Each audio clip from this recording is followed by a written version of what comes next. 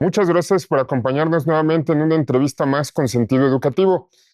Entrevistas en donde reflexionamos en torno a diferentes temas que pueden ser de interés para papás, mamás, docentes y de manera especial en estas primeras entrevistas de mucho interés para la comunidad lasallista. Como saben, hemos decidido que las primeras entrevistas sean con hermanos lasallistas para que nos platiquen de su experiencia, de lo que es la comunidad lasallista y todo lo que nos puedan aportar. Si no se han suscrito al canal, ayúdenme suscribiéndose, ayúdenme compartiendo los videos para quienes crean que les puedan ser de interés. Y hoy me da muchísimo gusto recibir al hermano Rafael Cerón Sigala. Tuve el gusto de trabajar con el hermano Rafa, de ser parte de su equipo de trabajo durante 4 años. Y hoy al hermano le agradezco mucho porque nos hizo un tiempo, ya que ahorita sale, en un rato más se va a otro lado, ya nos va a platicar qué es lo que anda haciendo y por dónde está. Actualmente no está en México, así que pues me da muchísimo gusto haber coincidido, hermano. Muchísimas gracias por estar aquí, gracias por aceptar la invitación. Eh, Buenos días, hermano, ¿cómo estás? Buenos días, Rodrigo. Bien, gracias por la invitación y bueno, por esta oportunidad de compartir pues la vida y pues algunas ideas en el ámbito lasallista, ¿no? Pues aunque platicaremos de cosas en las que tú tienes conocimiento y a partir de tu experiencia, me gustaría arrancar un poco desde el principio. Em, ¿Cómo te convertiste en hermano lasallista? ¿Cómo fuiste descubriendo tu vocación? ¿Cómo fue tu trayecto para estar en el lugar en el que estás hoy? Sí, a lo mejor primero recordar como el significado de la palabra vocación, ¿no? Que es un llamado que para las personas desde la fe, pues decimos que es Dios quien llama, puede ser la vida, la naturaleza, algún acontecimiento, pero desde la fe para nosotros es Dios quien va llamando y la vocación es esa respuesta, ¿no? A esos llamados. Y con esta idea, pues la vocación no es como una respuesta que diste alguna vez. Eh, en su momento nos explicaban que la vocación es como un sí sostenido, ¿no? Es decir, todos los días hay que dar el sí, el sí, el sí, ante lo que nos va presentando Dios a través de la vida, ¿no? A través de las personas. Y pues para mí fue un proceso de ir descubriendo algunas personas, invitaciones, proyectos y conforme fui diciendo que sí, me fui comprometiendo y sí, en algún momento, en el proceso de formación de los hermanos, lo que llamamos noviciado, al final de esa etapa, que es un periodo largo de meditación, reflexión, y es un poco como descubrir la esencia de lo que es ser hermano, la vida de hermano, pues al final de esa etapa ya como que dije que iba en serio, ¿verdad? La cuestión me puse pues en un proceso de discernimiento que llamamos y al final pues decidí que sí y así a lo largo de pues de mi vida han sido varios momentos en que he dicho sí, vamos a continuar en este proceso de la vocación que como hermano lasallista. Cuando vas diciendo que sí o cuando decimos que sí vamos tomando decisiones, siempre implica renuncias. Y entonces el decir que sí a algo implica decirle que no a otras cosas. ¿Qué fue lo que más te llamó de ser hermano, de ser educador, que te dio la fuerza para poder ir renunciando a otras cosas? Sí, también yo creo que debe ser como en los momentos, en las etapas de la vida, ¿no? Como lo que nos va animando, motivando. En su momento yo creo que en las etapas iniciales fue la convivencia, la comunidad, el grupo, el ver cómo se vinculaban los hermanos y que sin ser parientes de sangre, pues como que había algo que los unificaba, ¿no? Fue como lo primero que me llamó la atención y que a lo mejor fue el primer paso para salir de casa, ¿no? De la casa familiar a lo mejor fue ese primer llamado. Después han sido otros motivos. La misión, desde luego, ahorita para mí es fundamental. El servicio educativo al más necesitado es algo que va señalando, ¿no? Y cómo ayudar a mejorar la sociedad desde un enfoque educativo, para mí es algo que me llena, ¿no? Y bueno, también la vida espiritual, el crecimiento, el sentir que vas pues adquiriendo ciertos valores y que puedes irlos compartiendo y formando a los demás. Una vez que tú dejas las casas de formación, ¿cómo es tu trayecto? ¿A dónde te vas? ¿Cuáles van siendo tus responsabilidades? Sí, algo que, eh, digamos, como que añoro un poco es que poco he estado en clase frente a grupo, ¿no? Digamos, como que de tiempo completo. Estuve un año como titular en Galicia, en quinto de primaria. Se pasó rapidísimo y cuando ya tenía yo planes para el siguiente año me cambian de comunidad, que así me lo habían planteado, pero a mí se me olvidó que me iban a cambiar. Y bueno, me fui a La Piedad, Michoacán, estuve año y medio como prefecto de disciplina, daba yo clases de ciencias, yo me titulé en temas de, bueno, soy maestro en matemáticas, más los estudios de teología. Posteriormente estuve solo año y medio porque empecé un proceso de formación para ser formador de hermanos lasallistas. Y ahí, pues, entre las distintas etapas estuve 12 años, ¿no? Después de esos 12 años, estuve en la MEL, donde nos conocimos, en la oficina de Asociación y Misión Educativa Lasallista. Y bueno, después de esos 8 años, estuve escaso año y medio en Puebla como director general de la SAE Benavente y fue cuando me llamaron para prestar el servicio que actualmente tengo en Roma, en la Casa Generalicia. Alguna vez alguien me hizo un comentario porque visitando una escuela de La Salle, dijo, oye, no, pero es que ustedes tienen muchas escuelas, ¿no? Han de ser como 6 escuelas las que tienen, ¿no? Ajá. Y le digo, no, La Salle es mucho más grande. Justamente para quien no lo sepa, ¿podrías explicar un poco cómo se organiza La Salle a nivel global? Sí, estamos en casi 80 países, 78 países, con más de 300 años. En 1680 se toma como la primer fundación de la congregación y bueno, pues ya con la primera escuela, ¿no? Y de ahí a la fecha, pues se ha ido diseminando por todo el globo. Actualmente estamos en los 5 continentes, ¿no?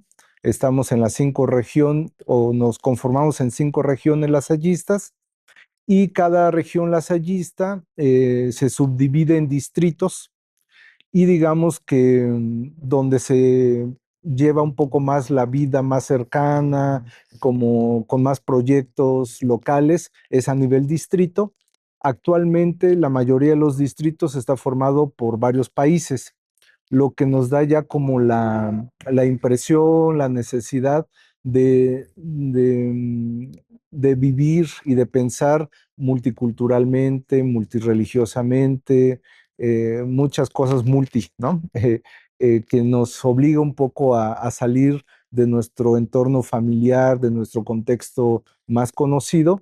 Pero bueno, a grandes rasgos es como la organización en regiones, en distritos, y ya los distritos se subdividen en países y los países en algunas otras zonas, ¿no?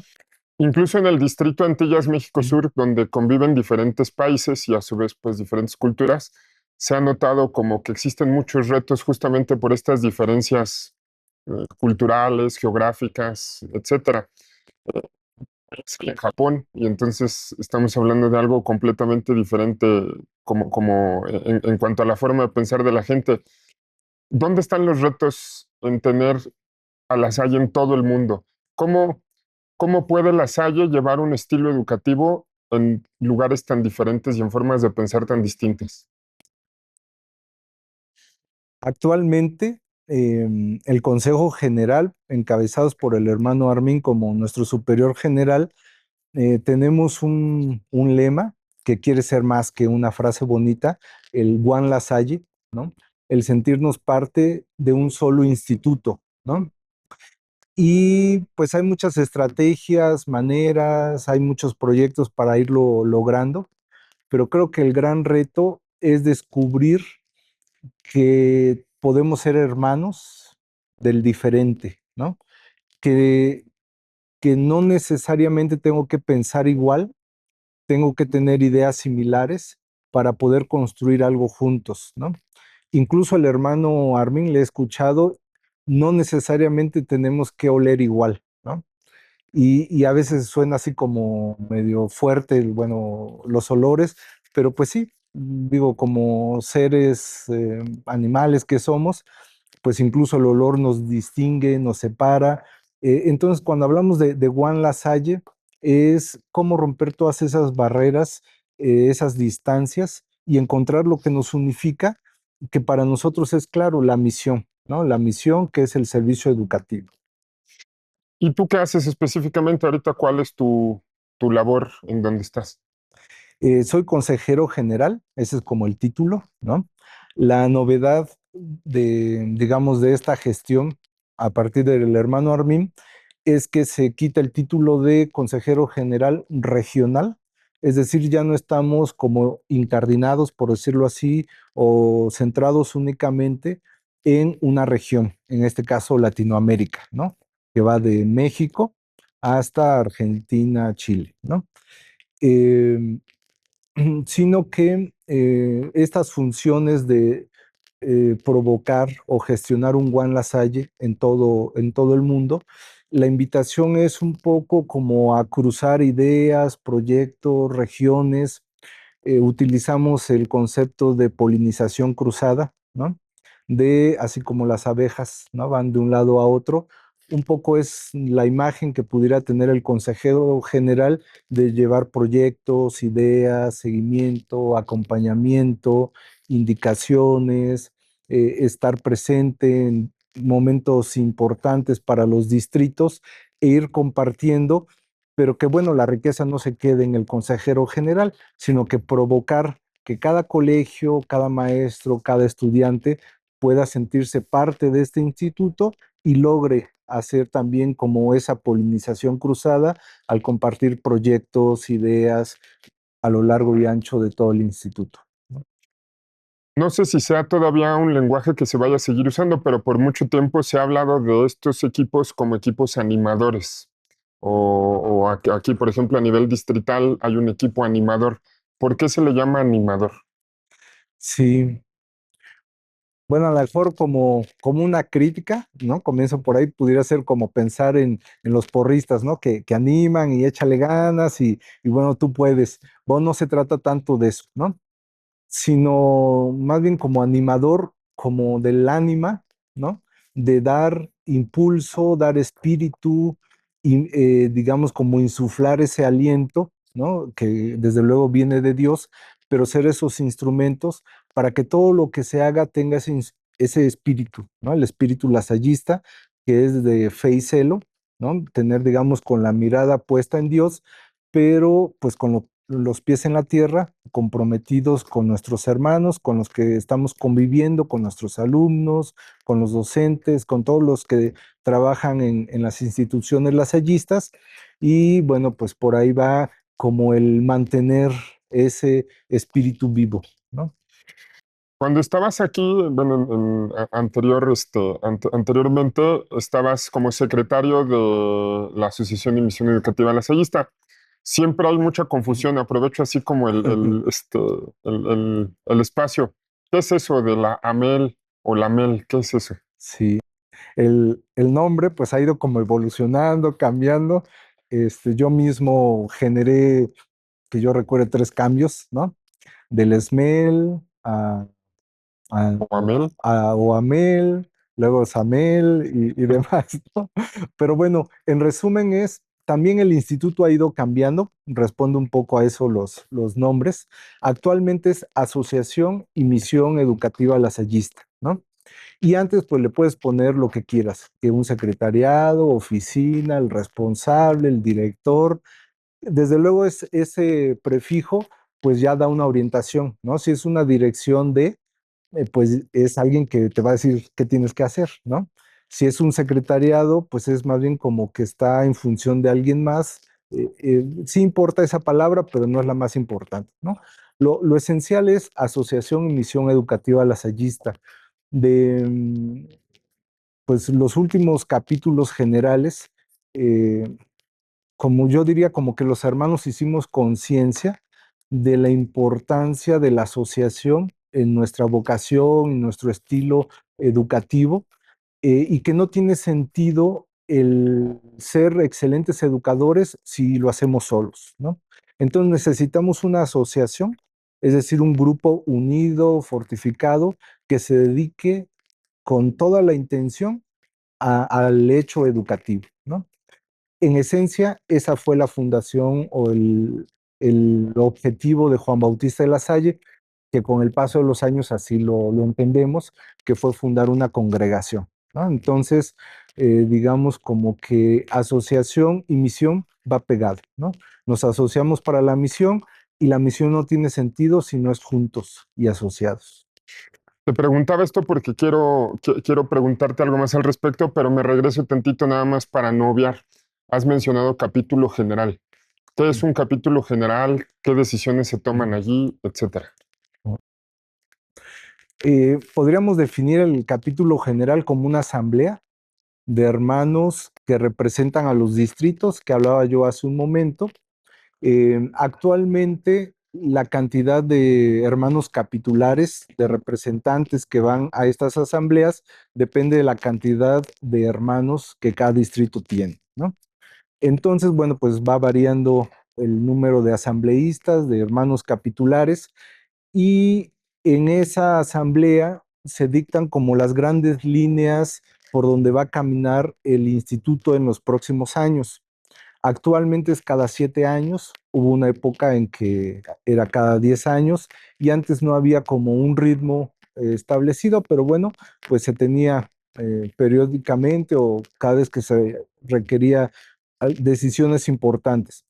Actualmente, pues es más complejo al estar el instituto en tantos países por temas de lengua, traslados y demás, ¿no?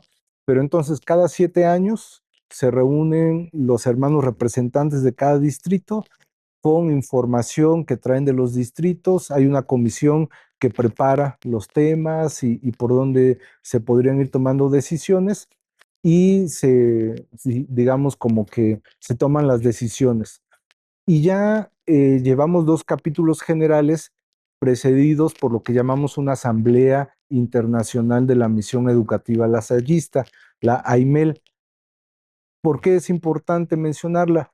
Porque en esa asamblea que hay hermanos, pero mayoritariamente hay seglares, es decir, personas que no son hermanos, pero que pertenecen a nuestra institución educativa y que juntos toman estas decisiones, pero en el ámbito educativo, ¿no? Por dónde tendrían que ir los colegios, las escuelas, las universidades.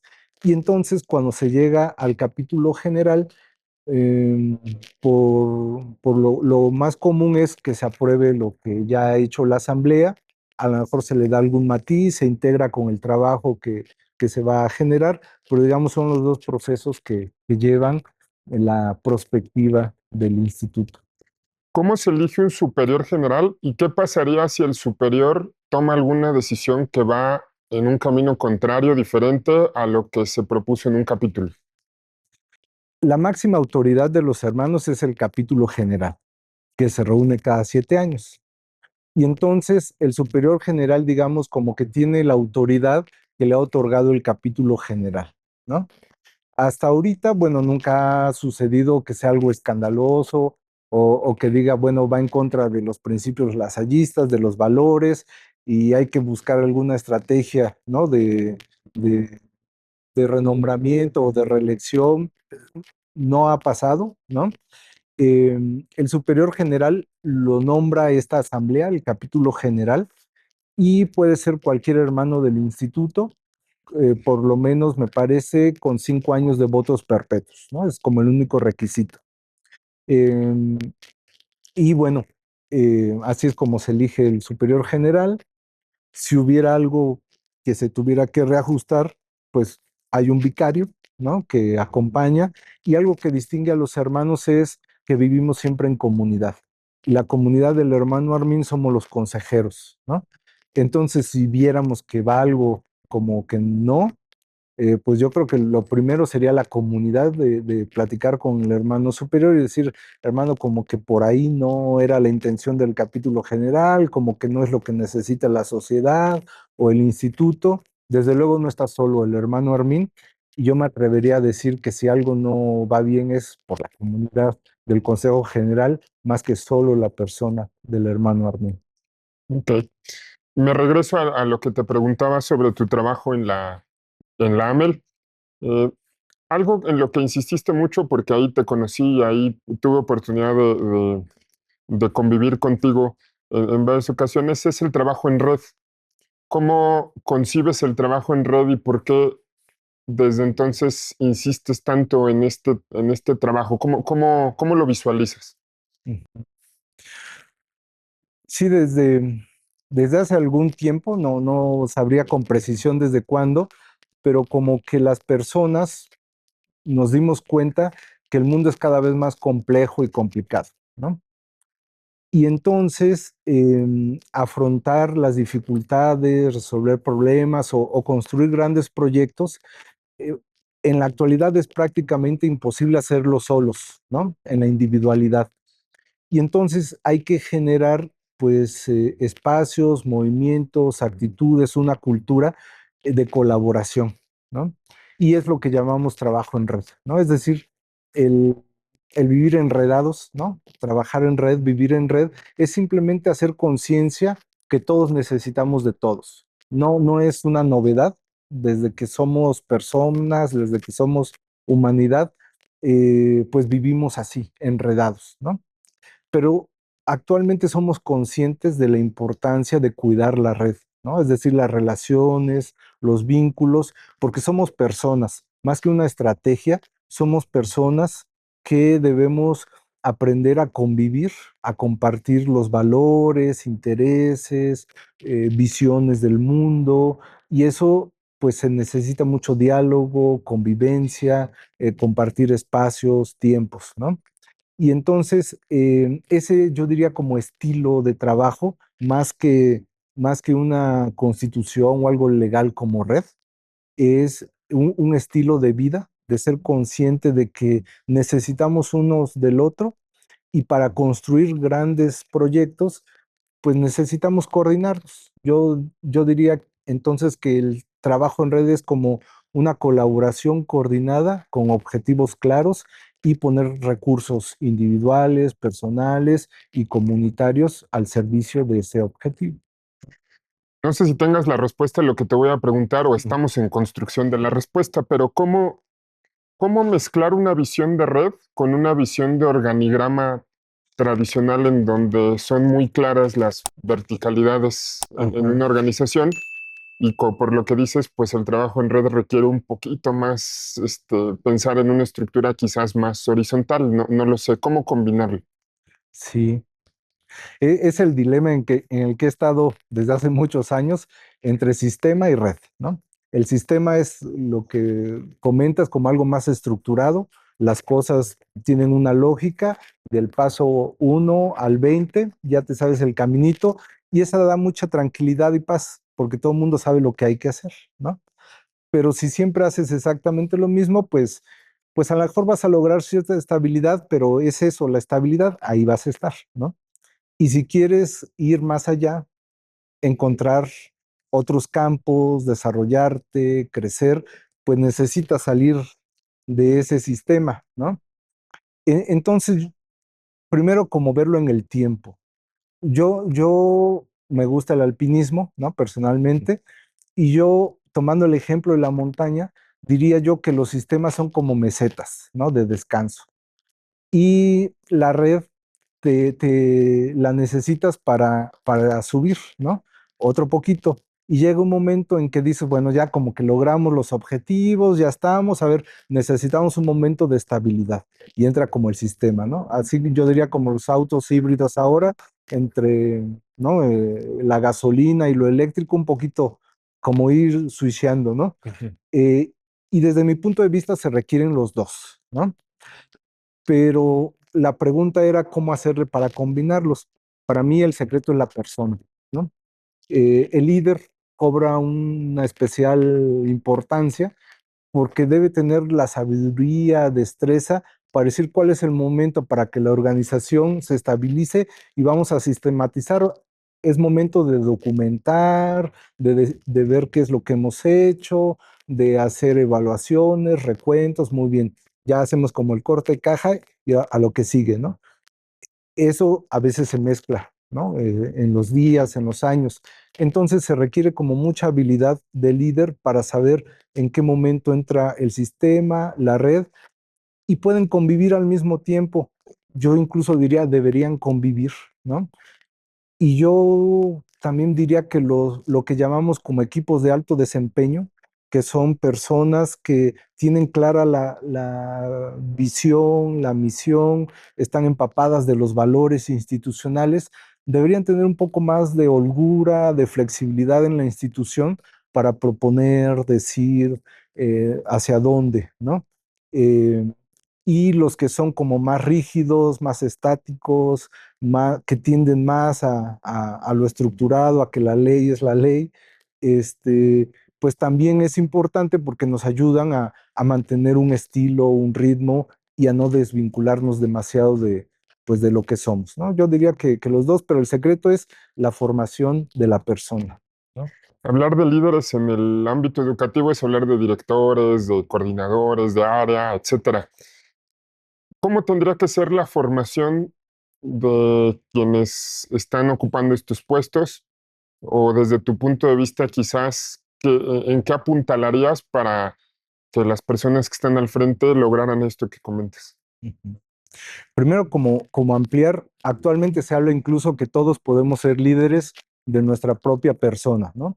Es decir, no forzosamente debes estar al frente o encargado de algún grupo de personas, ¿no?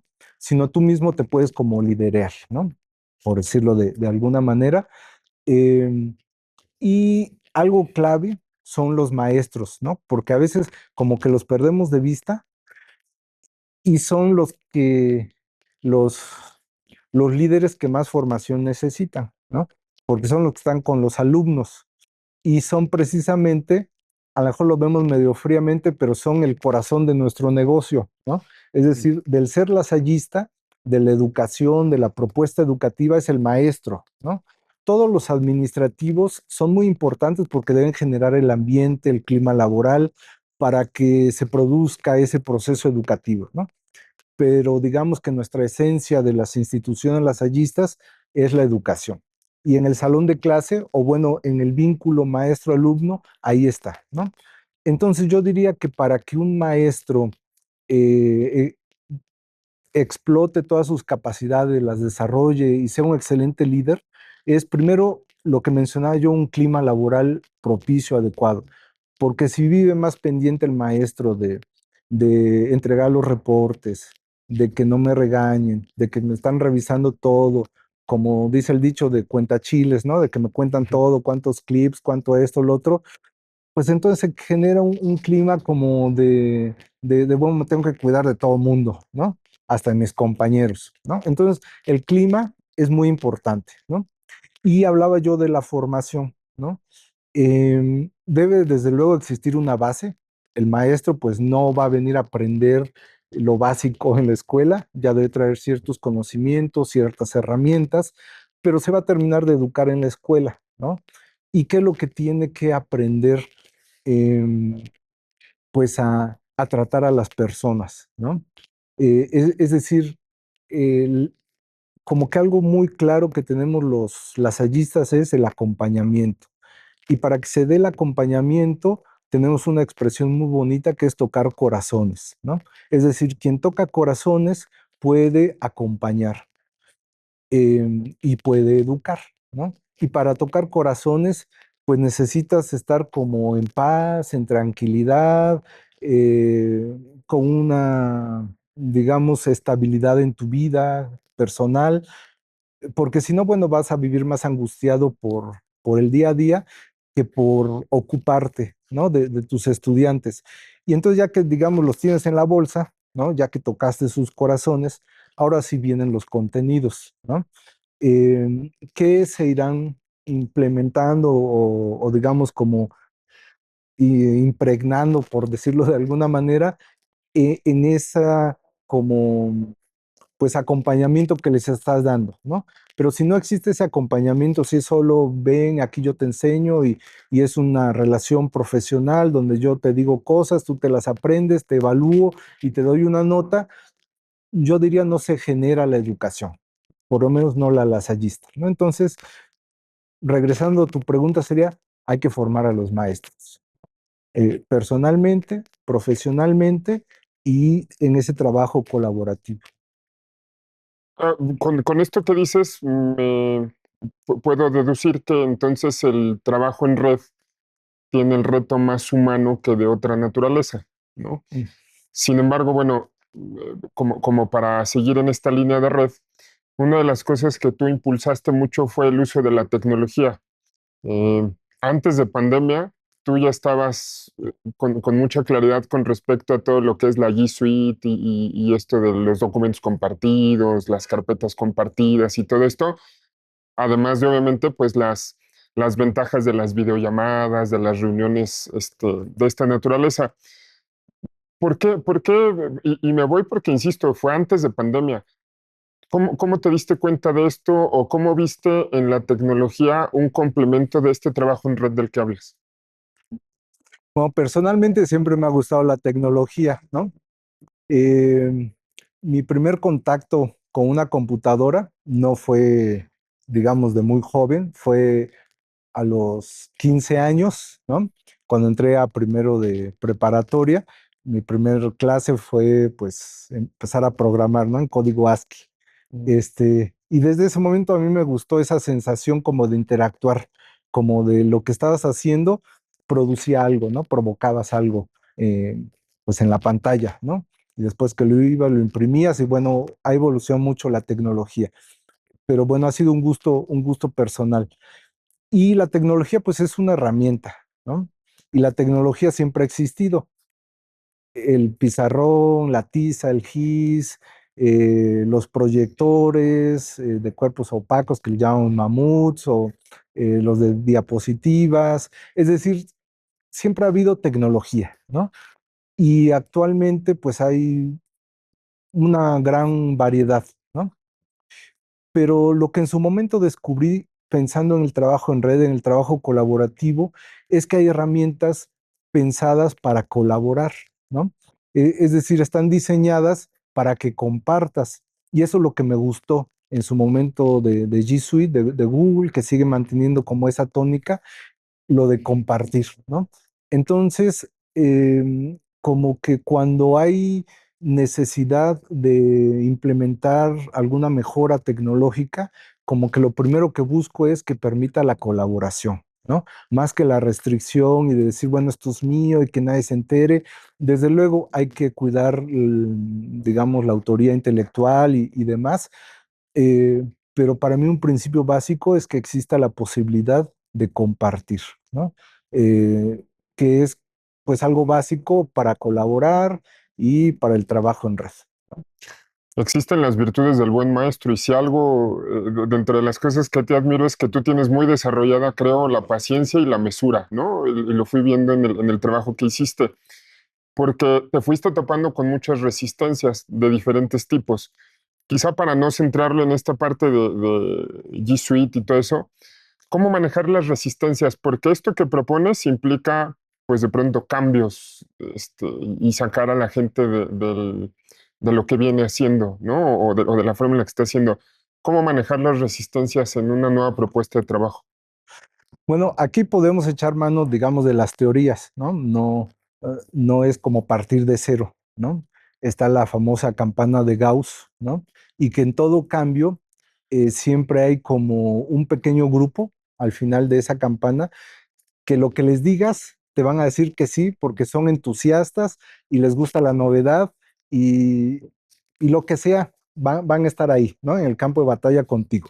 Esos, digamos, pues ya no son un grupo referente para ti porque siempre te van a decir que sí, ¿no?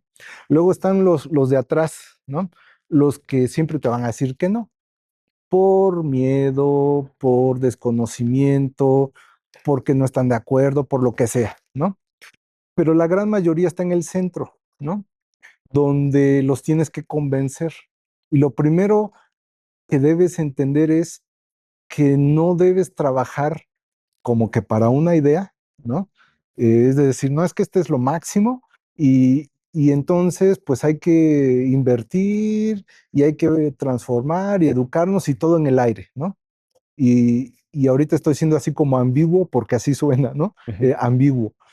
Es decir, debes ver por las personas, ¿no?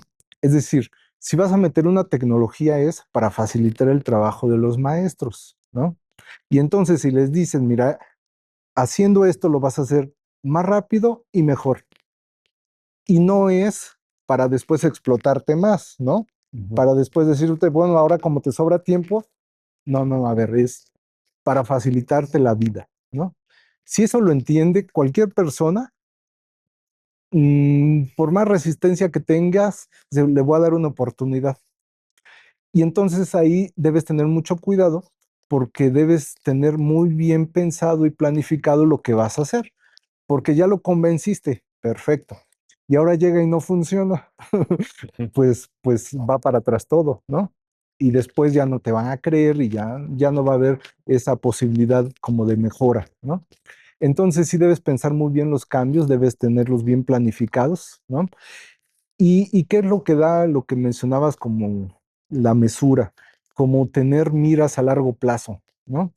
Es decir, que tú calendarices cuándo van a suceder los cambios.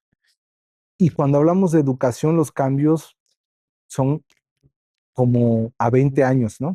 Pensando en los alumnos, en los docentes, ¿no? Es decir, no te va a tocar, a menos que seas 20 años director, ¿no? De una institución que, bueno, no es recomendable, pero es decir, no vas a ver los frutos que estás sembrando, ¿no? Pequeños cambios sí, ajustes, habrá quien te agradezca, quien te mire con recelo porque no fue algo tensionante o tenso para esa persona, pero digamos que los cambios vienen después y ya no te va a tocar verlos, por lo menos no digamos directamente, ¿no? Entonces yo creo que eso es lo que da como esa perspectiva de tiempo, de decir, bueno, yo empiezo a transformar y ya vendrán los cambios, ¿no? Yo creo que hubo muchos hermanos que tuvieron mucha visión, pero me estoy refiriendo a haber visto un terreno baldío y decir aquí va a haber una escuela. Y hoy tenemos muchos colegios que vinieron justo de esa visión de algún hermano que vio y dijo aquí va a haber una escuela. Hoy ya las escuelas están, ¿no? Hoy ya están y claro, habrá muchas cosas que mejorar, pero ¿cuál es tu visión con respecto a de pronto pensar en estas cosas de tecnología, del avance de las escuelas? Hoy ya no está el terreno baldío, hoy está la escuela, ¿hacia dónde va? Sí. Hoy antes de la entrevista, bueno, veníamos platicando con Rodrigo y me mencionaba, bueno, como esta función que ha modificado en mis perspectivas, maneras de pensar, y yo creo que esta es una de ellas. Yo no hablaría de que las escuelas ya están, ¿no? O las instituciones. Eh, Queremos como instituto ir a las periferias, ¿no? Y desde luego las periferias pueden estar en las instituciones actuales, ¿no? El movimiento levadura, que va en la línea de voltear la mirada a cada persona, descubrir al más necesitado, a la necesidad y atenderla, ¿no? Que puede ser desde un saludo, una sonrisa, un te ayudo con la tarea, necesitas dinero, qué sé yo, ¿no? Cosas de la vida que cuando tenemos como ese espíritu de atención, de levadura, pues va germinando el pan, ¿no? El reino de Dios va germinando. Entonces, en las instituciones que ya están, yo diría, eh, provocar este movimiento levadura, ¿no? Pero ir a las periferias sí puede ser desde donde estamos, pero las periferias pues ya no están donde están muchas de nuestras escuelas, algunas sí, son de frontera y están en las periferias. Y no es una crítica a nuestras instituciones, sino que en realidad han ido cumpliendo su misión, ¿no? Que donde llegaron hace muchos años era la periferia y su buen trabajo ha hecho que ya no sea periferia, ¿no? Es decir, la gente ha mejorado, se ha educado, se ha formado, tiene otros proyectos y bueno, pues ya la periferia se movió, ¿no? Entonces sí, como instituto, como personas, como lasallistas, tendríamos que decir, bueno, ya está aquí, va trabajando, va caminando, ahora ¿a dónde más podemos ir, ¿no? Y no quitar el dedo del renglón de las periferias.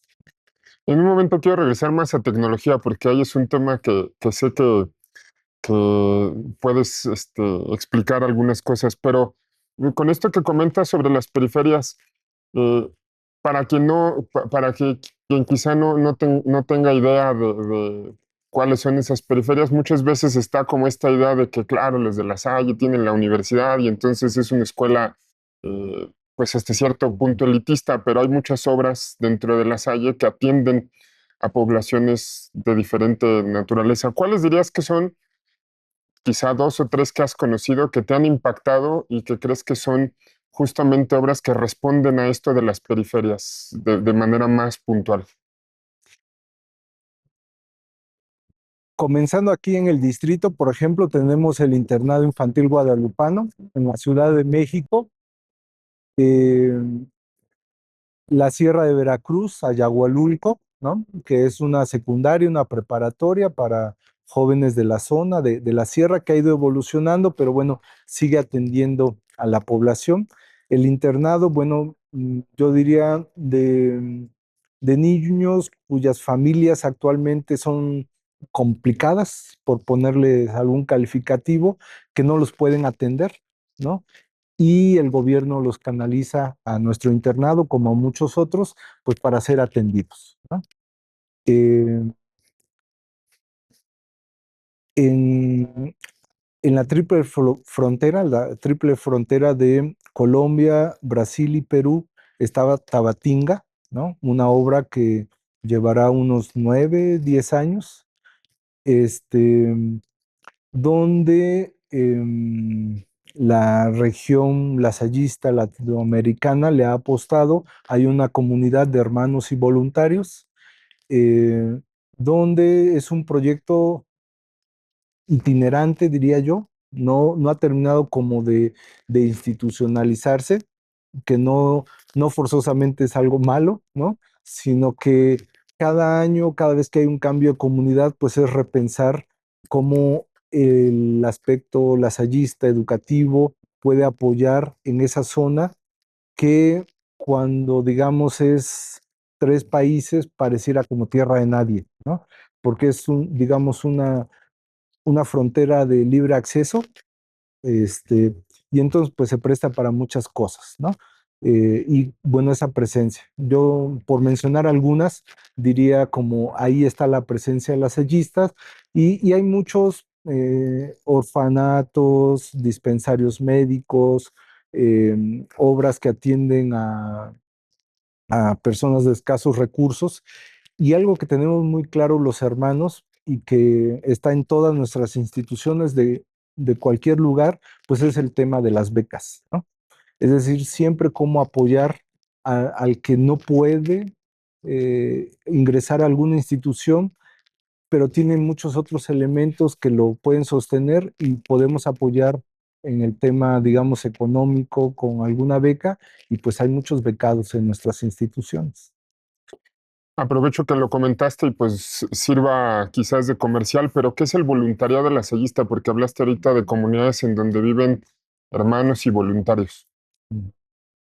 El voluntariado, bueno, hay muchas maneras de hacer voluntariado, pero dentro del ámbito lasallista es prestar un servicio de manera gratuita y desinteresada, es decir, no se percibe por lo menos un beneficio monetario o físico, desde luego un beneficio espiritual, de valores, de riqueza espiritual, sí, eso viene, ¿no? Pero bueno, se presta ese servicio desinteresado con una perspectiva educativa, ¿no? No forzosamente dando clases, pero al estar en el ámbito lasallista, bueno, en talleres, cursos, presencia, a veces evangelización, ¿no? Pues sí, hay una organización mundial del voluntariado, cada región tiene su voluntariado, ahorita mencioné Tabatinga, cada distrito tiene su voluntariado, ¿no? Entonces, también como una perspectiva es que los jóvenes lasallistas en algún momento tengan experiencias de voluntariado en su proceso educativo, ¿no? No le damos como tal la etiqueta, el nombre de voluntariado, pero sí hacen servicio social en los grupos apostólicos, grupos juveniles, tienen como ese tinte de servicio que va sentando las bases para posteriormente se decidan por algún voluntariado y puede haber una modalidad, digamos, temporal de 8 o 15 días, de 6 meses, de un año. No se recomienda que sea perpetuamente voluntariado porque, bueno, a fin de cuentas, la persona tiene que vivir e integrarse a la sociedad en algún momento. Hemos tenido voluntariados de 2, 3 años, ¿no? A veces más, pero ya cuando es algo como más estable y como de otro carisma, incluso familias voluntarias, ¿no? Pero más o menos, ¿no? Me regreso al tema, retomo el tema de tecnología, porque creo que es algo que hoy en las escuelas está siendo muy platicado, muy cuestionado. Y a ver, lo quiero poner así como muy abierta la pregunta, pero sería, ¿estamos aprovechando verdaderamente la tecnología en las escuelas o a qué grado crees que vamos en cuestión de lo que ya hoy existe para poder aprovecharlo en beneficio de la labor educativa y de los alumnos? Sí. Yo creo que lo que nos puede orientar en la respuesta es tener claro qué queremos en la educación, ¿no? Los lasallistas, digamos como la educación lasallista que deseo yo de tocar corazones, queremos formar personas, ¿no? Integrales, es decir, que tengan valores, principios, que tengan un proyecto de vida, ¿no? Horizontes de crecimiento, que sepan vivir en sociedad, que confíen en los demás, que tengan una fe, ¿no? En Dios, en los demás, que sean espirituales, ¿no? Como esos tres ámbitos, ¿no? Lo personal, lo comunitario y lo trascendente, ¿no? Y si tenemos claro eso, la pregunta es, bueno, ¿y la tecnología para qué nos ayuda? Si no nos ayuda, pues no la uses, ¿no? Es decir, está entorpeciendo el proceso, ¿no? Entonces, primero como tener claros los objetivos de la educación, ¿no? Y luego ir poniéndole tecnología, ¿no? También, pues, echar mano de las ciencias pedagógicas, ¿no? De las neurociencias, que también nos indican que hay ciertas edades para ciertas tecnologías, ¿no? Eh, Habrá que, pues, documentarse y fijar una postura, pero nos queda claro que si en preescolar, en maternal les damos una tablet, pues no los estamos ayudando, ¿no? Por todo el tema de conexiones neuronales y demás, ¿qué es lo que necesitan esos niños a esa edad? La interacción humana, porque aprenden de los gestos, regreso al tema del olor, de los sonidos, pues la psicomotricidad, y eso es lo que necesitan, ¿no? Y bueno, pues la tableta sí les da ciertas habilidades, habrá quien diga que movimiento ocular y demás, pero bueno, es como forzar un poco el tema, ¿no? Habrá que determinar en qué momento entra de lleno la tecnología. Desde luego pueden ver un video, cantar, pero no centrar la interacción, ¿no? Llegar un momento, a lo mejor segundo, tercero de primaria, donde ya se empieza a interactuar más de lleno y luego, pues nuestro mundo está tecnologizado, ¿no? No podemos sacarlos o extraerlos a los jóvenes. Y todos los dolores de cabeza que nos da el uso de tecnología, con el uso de cámaras, micrófonos y que tenemos pues a los alumnos grabando todo, pues es falta de educación, ¿no? Y nosotros como educadores pues tenemos que enseñarles, ¿no? Entonces, si no lo aprenden en la escuela, pues ¿dónde lo van a aprender? ¿No? Entonces, como cambiar esa perspectiva de decir, a ver, tengo que educarlos a usar la tecnología, ¿no? Y pues aprovechando, ya que está aquí la tecnología, pues vamos a sacarle provecho, ¿no? Eh, y yo creo que un paso que podemos dar los colegios lasallistas es lo que estás haciendo aquí tú, generar contenido, ¿no? En lugar de ser consumidores, que nuestros alumnos lleguen a generar contenido y transformar la sociedad usando la tecnología, ¿no? Entonces yo creo que tenemos un largo recorrido, pero la base sería tener claros los objetivos educativos. Y con lo que has visto o has escuchado en otros lados del mundo, ¿cómo vamos en América Latina y específicamente en México en este aprovechar los avances tecnológicos en la educación? A ver, yo creo que América Latina es muy desigual, ¿no? Entonces no podemos decir toda América Latina o México o determinado país, hay como estratos, ¿no? Eh, Hay estratos, no voy a poner calificativos, pero digamos que utilizan muy bien todas estas herramientas porque tienen acceso a los recursos, ¿no? Y entonces yo digo que incluso las empresas tecnológicas se aprovechan, ¿no? De esas instituciones y les venden cosas que ni necesitan, pero bueno, es el boom del momento, ¿no? Y bueno, pues digamos, al ser como la punta de lanza, van jalando a todas las demás instituciones de por dónde ir caminando, ¿no? Eso es algo positivo porque van marcando un poco el ritmo y por dónde ir. Hay un cierto sector, digamos, tecnologizado y que lo están implementando, ¿no?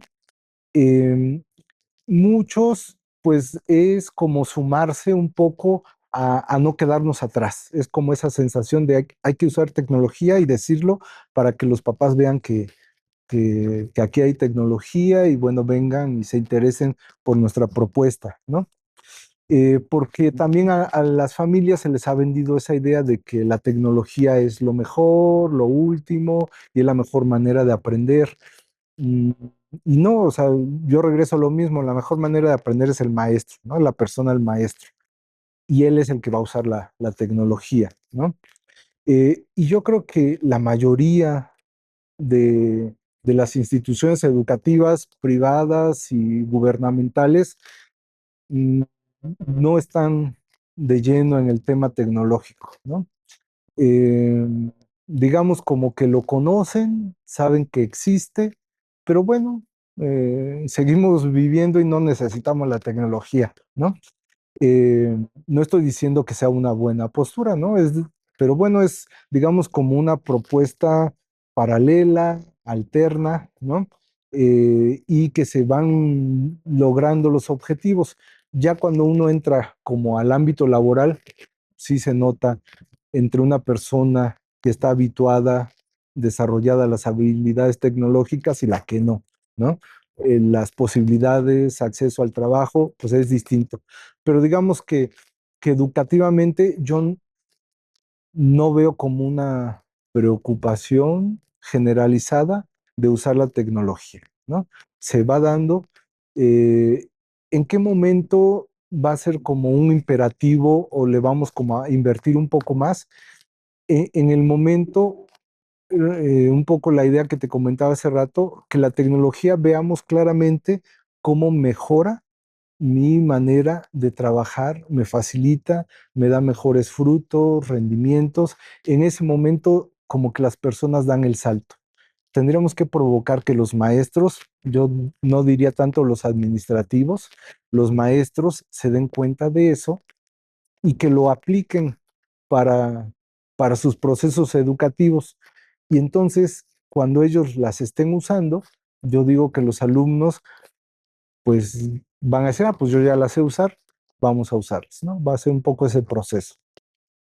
Para cerrar este tema, ¿te viene a la mente alguna buena práctica que tú hayas visto en algún lugar con respecto a esto que comentas? ¿En algún colegio, en alguna universidad que creas o que te sorprendió al momento, o que la hayas visto y digas, mira, aquí este es un buen uso de la tecnología? A ver, hay muchos colegios lasallistas con sus salas STEAM, salas de robótica, programación y demás, que es sorprendente lo que hacen los alumnos, ¿no? Eso cada vez que uno lo ve, acabo de estar en un colegio de Honduras, San José, y tienen ya su impresora 3D, ¿no? Ujú. Entonces ya es como todo el ciclo, ¿no? Programan, tienen ahí los robots, este, generan y ya sale algo físico, ¿no? Ujú. Y lo están haciendo los alumnos de 15, 17 años, ¿no? Digamos, eso impresiona. Pero en ambientes no tan tecnologizados, yo recuerdo mucho en tiempos de pandemia, eh, pues cada quien resolvió como pudo, ¿no? O como estaba preparado en su momento, lo afrontó. eh, pero en particular, a mí me sorprendió la escuela de Ayahualulco que mencionaba en la sierra. A ver, este, los alumnos vivían alejados, no tenían acceso a Internet. La escuela tenía acceso a Internet, eh, pero pues la idea era no ir a la escuela, ¿no? Entonces, revisar los trabajos cuando por WhatsApp, ¿no? Pues era complejo. Las fotos no eran de calidad, no siempre, y todo eso era muy complicado. Entonces, yo digo como que generaron un sistema híbrido, ¿no? Donde mandaban las instrucciones por WhatsApp, había grupos de WhatsApp, este, los alumnos leían las instrucciones, tenían centros como de entrega de tareas, ¿no? Entonces los alumnos en algún momento de la semana bajaban de sus pueblos, iban a la papelería del pueblo o al centro como de colecta, ahí dejaban sus tareas, el maestro ya estaba calendarizado cuando iba por los trabajos, lo revisaba y le retroalimentaba por WhatsApp, ¿no? Es decir, no es el boom de la tecnología, ¿no? No es lo más avanzado, digamos, ¿no? Pero se resolvió, ¿no? Y yo creo que fue un pensamiento, cómo usamos la tecnología, los recursos que tenemos ante una necesidad, y creo que lo resolvieron muy bien, ¿no? Y entonces, entre más recursos tengas, pues puedes encontrar otro tipo de soluciones, pero el principio es el mismo. Tiene sentido la tecnología cuando hay una necesidad. Cuando simplemente compro lo último que hay en el mercado porque para no quedarme atrás, pues a veces no tengo ninguna necesidad y no me resuelve nada y bueno, pues ahí se echa a perder, ¿no? Se me va acabando el tiempo, hermano, y yo te agradezco mucho todas estas, todo esto que comentas y platicas. Y quisiera, dejando a un lado los temas que hemos platicado, cerrar con una última pregunta que nada tiene que ver quizás con esto, sino que es algo que creo que puede generar curiosidad e interés para mucha gente que escucha, y es que a pocas personas les toca tener la posibilidad de estar en una audiencia papal. Ah, Y tú no solamente has estado en una audiencia papal, sino que te tocó estar en una audiencia con el Papa Francisco, y los hermanos lasallistas fueron los primeros en ser recibidos por el Papa León XIV. Entonces, pues a manera de la anécdota y de todo lo que fue, me podrías platicar qué es estar en una audiencia papal, cómo es ese momento, cuál fue tu experiencia, cómo viviste el poder estar con el Papa Francisco y con el Papa León XIV. sí, yo diría que, bueno, hay una diferencia entre mi primer audiencia y la segunda, digamos, de manera personal, porque pues ya tenía la experiencia, ¿no? Ujú, Ya sabía más o menos qué esperar, ¿no? Pero la diferencia, o bueno, un aspecto es como el protocolo, ¿no? Algo que primero resalta es, debes estar 1, 2 horas antes y luego ya que llegas esperas otro rato, ¿no? Es decir, ante la cantidad y magnitud de compromisos que tiene el Papa, pues se debe cuidar que con quien se va a entrevistar esté ahí y pues no hagan esperar al Papa, ¿no? Eso se entiende, pero digamos como todo el protocolo, ¿no? Que está muy bien cuidado. Entonces eso ya da como una sensación de seriedad, ¿no? De que, bueno, no es cualquier reunión, ¿no? ujú, También impacta, pues, el lugar, ¿no? Las salas donde te reúnes, eh, pues son, digamos, obras de arte, ¿no? Entonces, ¿en qué te entretienes? Pues viendo las pinturas, ¿no? Las obras de arte, ¿no? Esa hora que estás ahí sentado, más o menos, ¿no? Pues estás viendo, platicando, ¿no? Y ya en sí la presencia del Papa, pues es, digamos, como de impacto, ¿no? El Papa Francisco tenía su personalidad, el Papa León también, pero los dos como muy cercanos, ¿no? Así como si nos conocieran de toda ujú. la vida, te queda claro que, bueno, es la primera vez que se ven, ¿no? Que nos vemos. Eh, entonces, eh, pero bueno, sin embargo, pues es esa sensación como de familiaridad. Y yo creo que la familiaridad no se da tanto como por el tema humano, sino porque compartimos la fe, ¿no? Y al saber que pues es el representante, ¿no? De Dios en la tierra, pues te genera como esa empatía, esa cercanía, esa escucha. Y a lo mejor un consejo, ¿no? Las audiencias son en italiano, ¿no? Entonces convendría pues tener conocimientos de italiano para disfrutar, ¿no? El mensaje. Si no, bueno, pues vas captando, ya después vendrá la traducción y demás, pero conviene saber un poco de italiano. Y bueno, en las dos ocasiones ha sido en grupo, primero con los hermanos capitulares, el segundo con todos los que trabajamos en Casa Generalicia, fue por el 15 de mayo, y siempre el hecho de ir en comunidad, pues es los lasallistas que venimos a dialogar con el Papa. Y creo que el papado en general, como que nos tiene en buena estima a los lasallistas por el hecho de dedicarnos de lleno a la educación, tratando de atender siempre al más necesitado, como que digamos que hacemos bien el trabajo como grupo, como red, y eso genera empatía, ¿no? Con los papas.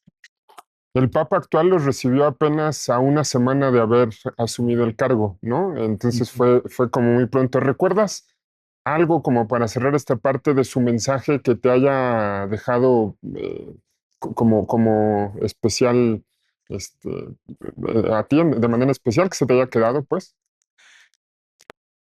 El hermano Armin, nuestro superior general, eh, en los mensajes posteriores a, a la reunión, a la audiencia papal, siempre les decía, pues con quienes se reunía, bueno, el Papa me dejó una tarea, ¿no? Que fue transmitirles sus bendiciones. A nosotros nos dio la bendición y que el hermano Armin la fuera transmitiendo allá donde fuera. Yo creo que ese fue un momento como importante para mí de decir, bueno, la iglesia está conectada, ¿no? Está en comunión y bueno, cómo podemos ir transmitiendo ese evangelio, esa buena palabra, ese mensaje de aliento, de vida. Para mí podría subrayar ese momento, ¿no? Y ahora, no sé si a partir de eso, pero bueno, después de eso, al hermano Armin Luistro le dan un encargo muy particular dentro de la iglesia. ¿Qué es y en qué consiste lo que ahora hace el hermano Armin? Sí, eh, la iglesia, ¿no? La organización vaticana, por decirlo así, tiene dicasterios, ¿no? Y son dicasterios temáticos, ¿no? Entonces el dicasterio de la vida religiosa, ¿no? Es un poco, así como mencionaba yo, de mi trabajo como consejero de orientar y animar, ¿no? Que me hacía la pregunta de los equipos animadores. El dicasterio está puesto para orientar y regular también, ¿no? Todo el tema de la vida religiosa dentro de la iglesia, ¿no? Entonces yo diría que es una responsabilidad de mucha confianza, ¿no? De mucho peso, no en el sentido de decir, bueno, pues es muy importante el hermano Ormin, sino de mucha responsabilidad, ¿no? Que le están dando al formar parte de ese dicasterio y bueno, pues tendrá, digamos, como vínculos cercanos con el papado, con el Papa León XIV, pero sobre todo su visión de estar al pendiente de la vida religiosa en general dentro de la iglesia. ¿Te gustaría dejar algún mensaje final para la comunidad lasallista, quienes hoy escuchan y son maestros administrativos, gente de mantenimiento? ¿Te gustaría dejar un mensaje final? Sí, sí. Bueno, pensar lo que mencionaba hace un momento de que somos una gran familia, somos un Juan Lasalle y que generemos todos donde estamos presentes en cada comunidad educativa, pues un buen ambiente, un buen clima donde se respire el espíritu lasallista. y nos sintamos cada uno de los que formamos esa comunidad. No tiene que ser únicamente el director, el rector, los directores, los garantes de esa comunidad, sino cada miembro somos responsables de esa comunidad. Y ojalá podamos generar un clima donde nos podamos ayudar unos a otros si es que no están saliendo bien las cosas como comunidad para corregir. Hermano Rafa, muchas gracias. Muchísimas gracias de verdad. Que sea que más adelante tengamos más oportunidades de seguir platicando. Muchísimas gracias, hermano. Y muchas gracias a todas, a todos los que siguieron esta entrevista. No olviden compartir, suscribirse al canal. Y recuerden que cada semana vamos a estar teniendo entrevistas que pues tienen este sentido educativo. Muchas gracias y hasta la próxima.